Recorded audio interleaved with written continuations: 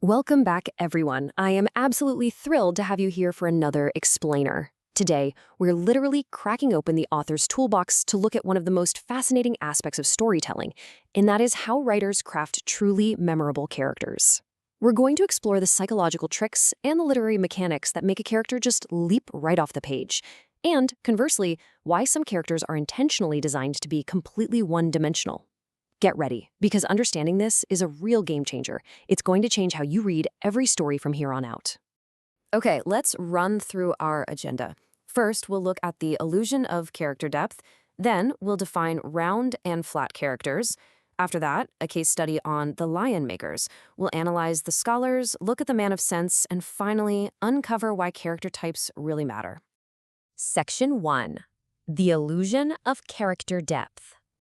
So, characters are the engine of any narrative, right? But you know when you're reading a book, why do some characters feel like real, breathing people you could literally run into at the coffee shop, while others feel like, well, cardboard cutouts? Have you ever noticed that? In one novel, you feel like you've made a best friend, but in another, they just feel like game pieces moving across a board. Well, it isn't an accident. It is a carefully crafted illusion. Section 2.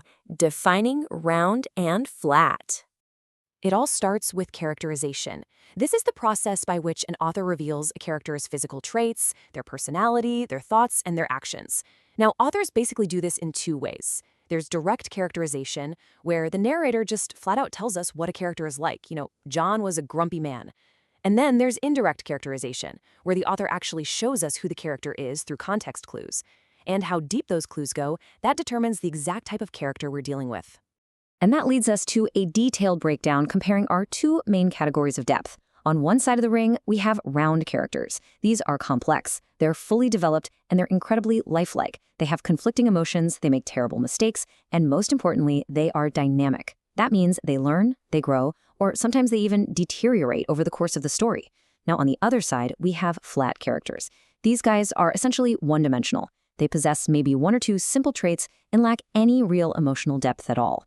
They're predictable, and usually they are completely static, meaning they don't change one bit from page 1 to the end. Keep these specific traits in mind because we're going to look for them directly in our case study. Now, to figure out whether a character is round or flat, we analyze the clues the author gives us using what's called the S.T.E.E.L method. It's a handy acronym for Indirect Characterization. It stands for speech, so what they say and how they say it; thoughts, their private inner world; effect on others, how other characters react when they're around; actions, what they actually do; and looks, their physical appearance or posture. By looking at these 5 elements, it's like a giant puzzle. We can measure exactly how much depth an author has actually given a character. Section 3. Case study, the lion makers. Our literary lab subject for today comes straight from the Panchatantra.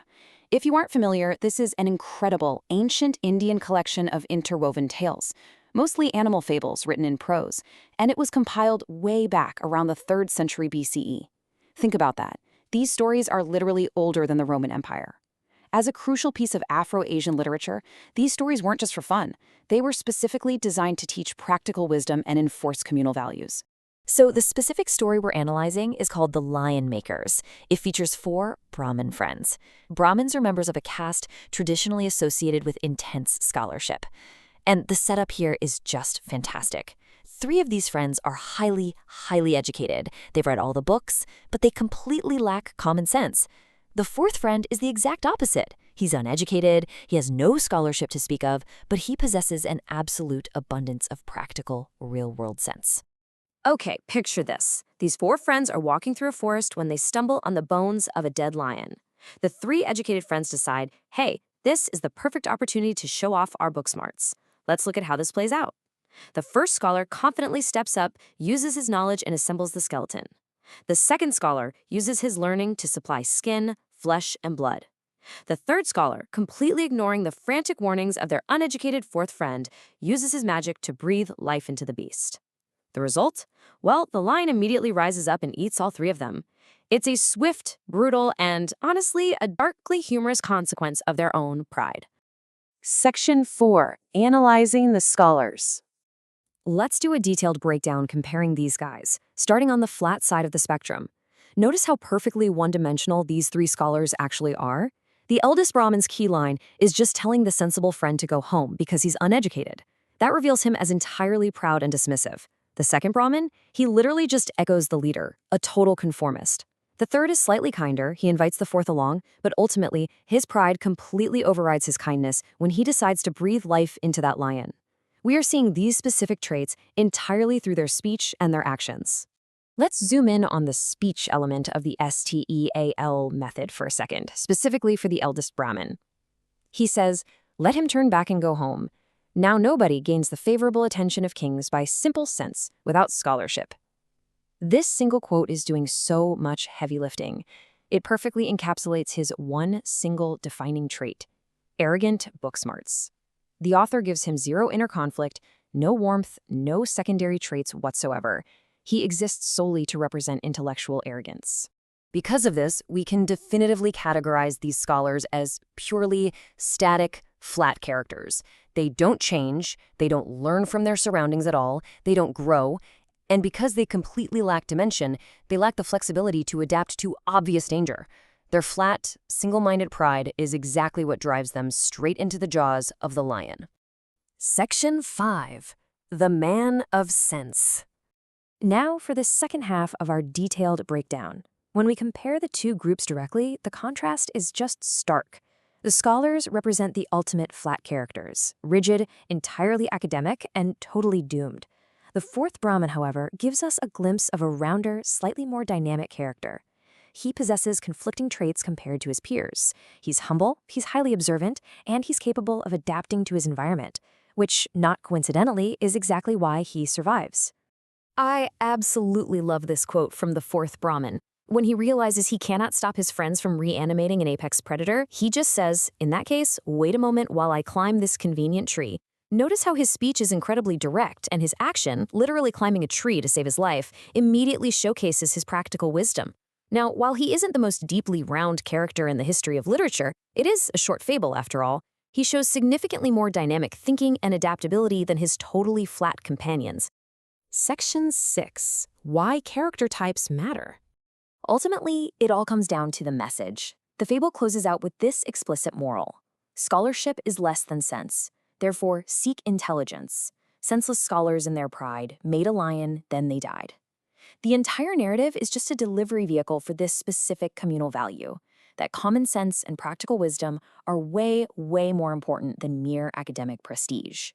So here is the absolutely crucial point. Flat characters are not bad writing. Not at all. In genres like fables, they are essential tools. By making the scholars incredibly simple, one-dimensional, and unchanging, the author efficiently proves the thematic point without any emotional distraction. Think about it. If the scholars were complex, round characters with tragic backstories and loving families at home, we'd feel really sad when they get eaten. By keeping them flat and arrogant, we don't feel bad.